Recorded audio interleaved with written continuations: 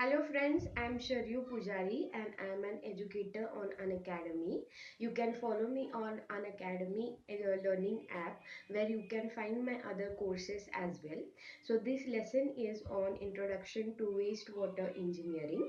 In this we are going to see its types and methods, systems, etc. So please do rate, review and recommend my courses. Also please share this video and please subscribe our YouTube channel too. Welcome to this lesson on Introduction to Wastewater Engineering by Sharayu.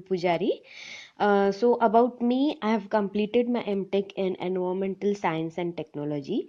I have completed my BE in Civil Engineering. I have 2 years of experience in teaching and you can follow me on this link. This is my profile. Please do rate, review and recommend my courses because it is very important for me as an educator.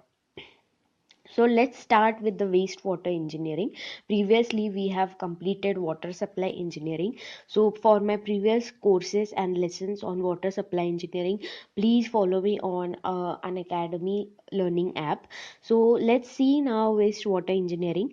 So if you see the total layout here you can see the source is there and community is there, and the system which are going on is from source we pick up the water, we withdraw the water, we treat that water. In water supply engineering we have seen that, and then the disinfected or purified water is then sent to the community. And when the community or the people which use the water, like 70 to 80% of the water supplied is generally converted into wastewater or into the sewage, right? So that water is collected in wastewater, it is first collected, then it is conveyance through the sewers, right? Sewers are the conduits which conveys wastewater, so they are conveyed by sewers. So the pipe network which carries this wastewater is known as sewerage system.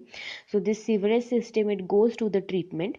Why treatment of wastewater? Because we cannot directly dispose the wastewater which is generated from the residential area or from even industrial area, because it may contain some bacteria or viruses, right, or toxic substances which cannot be disposed directly into the source. So before disposing that into the source, first treatment is required.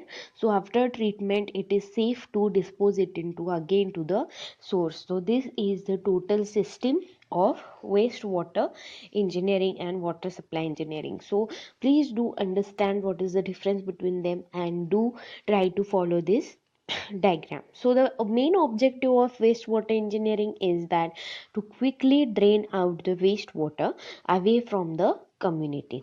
So we need to quickly drain out this wastewater from the community and then treat it and then send it to the source or disposal.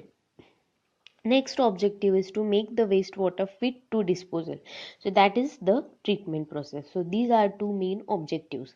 So let us see some terms which are related in wastewater engineering. So the first one is sewage. So this sewage is used a lot of times in wastewater engineering. Let's see what the sewage means. It is sewage is all forms of liquid waste produced by the community. It includes domestic wastewater, industrial wastewater, as well as storm water, right? Next is sewage. It is the less offensive liquid waste produced by the community. For example, waste from kitchens, bathroom, kitchen sink, wash basins, and stormwater. That is sewage. Next one is sewer. So sewer is a conduit carrying sewage is known as a sewer, right? So the pipe which is carrying the sewage or wastewater is known as a sewer. What is a sewerage? So the network of sewers used in collection, conveyance and disposal of sewage. So this network of sewers is known as sewerage system. The next is the dry weather flow. So dry weather flow and wet weather flow are very important terms.